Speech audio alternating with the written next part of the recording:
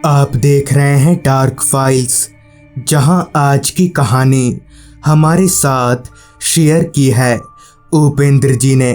तो चलिए बढ़ते हैं आज की इस कहानी की ओर। दोस्तों, हमारे गांव में एक कब्रिस्तान ऐसा भी है जहां रात हो जाने के बाद लोग जाना तो दूर, उस कब्रिस्तान के आसपास भी नहीं भटकते।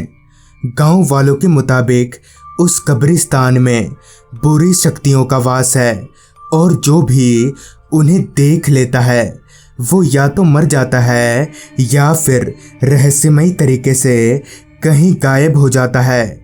मगर बहुत जल्द मेरा सामना उन बुरी शक्तियों से होने वाला था, इस बात की मुझे जरा भी भनक नहीं थी। वो सर्द की एक काली रात थी जब मैं और खलासी बिरजू माल डिलीवर करके वापस अपने गांव लौट रहे थे। रास्ता एकदम वीरान पड़ा था, कारण आधी रात का वक्त और घना कोहरा। अब हम लोग अपने गांव के बिल्कुल पास आ चुके थे कि तभी रास्ते पर सरपट दौड़ती हमारी ट्रक अचानक ही बंद पड़ गई। मुझे इतना भी वक्त नहीं मिला कि मैं ट्रक को सड़क के एक किनारे लगा सकूं। मैंने 2-4 बार ट्रक को रीस्टार्ट करने की भी नाकाम कोशिश की, मगर ट्रक का इंजन बिल्कुल ही बैठ गया था। मैं और बिरजू ट्रक से नीचे उतरे और बोनट खोलकर इंजन की जांच में लग गए, मगर सब कुछ तो ठीक ही दिख रहा था। जब बहुत ढूंढने के बाद भी कोई फॉल्ट नज़र नहीं आया तो बिरजू ने कहा, उस्ताद, मैं तो कहता हूँ मालिक को फ़ोन कर दो। रात बहुत हो गई है और हम कितनी देर खड़े रहेंगे यहाँ पर। बिरजू की ये बात मुझे ठीक लगी, क्योंकि हमारे गांव से ये जगह ज़्यादा दूर नहीं थी और ऊपर से ट्रक खाली था, तो मालिक को रात भर के लिए यहाँ ट्रक छोड़ने में कोई दिक्कत नहीं होनी चाहिए।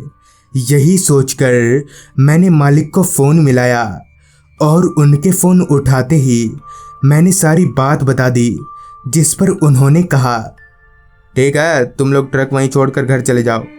और इतना बोलकर मालिक ने फ़ोन रख दिया।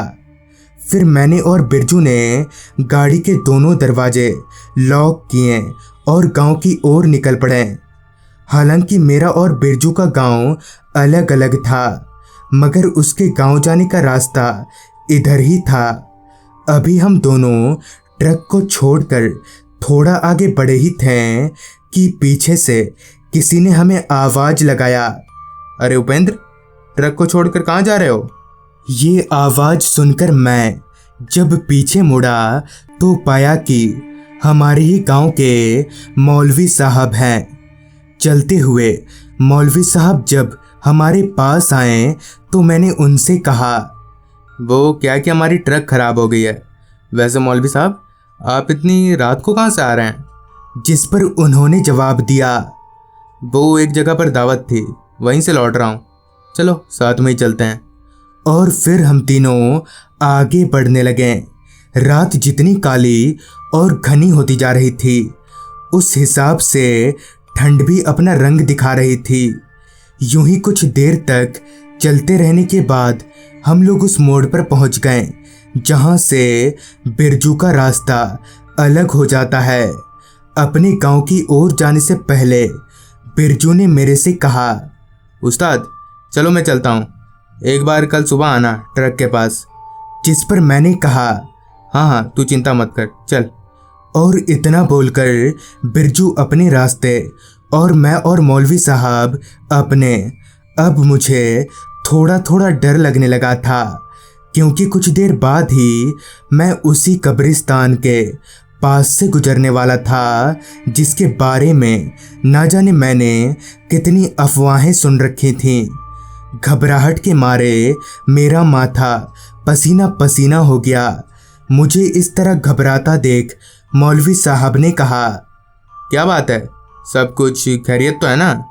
जिस पर मैंने कहा, नहीं, वो कब्रिस्तान आने वाला है ना। रोज़ तो मैं ट्रक से जाता हूँ, पर आज पैदल हूँ, इसलिए थोड़ा मेरे से ये सुनकर मौलवी साहब ने मुस्कुराते हुए कहा, तो इसमें डरने की क्या बात है, मैं हूं ना। बस तुम कब्रिस्तान के भीतर मत देखना, और कोई भी आवाज़ दे तो उधर मत देखना, बस सीधे चलते रहना।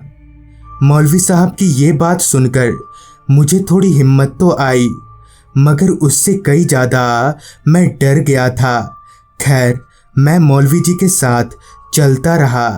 यूं ही कुछ देर तक चलने के बाद वो वक्त आ ही गया जब हम दोनों उस कब्रिस्तान के पास से गुजर रहे थे।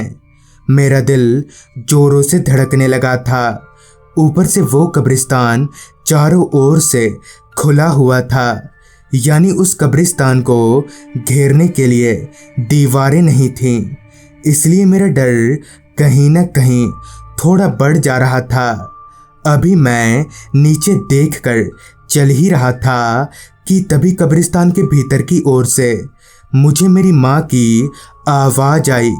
उस आवाज़ को सुनकर अभी मैं उस ओर देखने ही वाला था कि मौलवी साहब ने कहा, उधर मत देखो, वो तुम्हारी माँ नहीं है।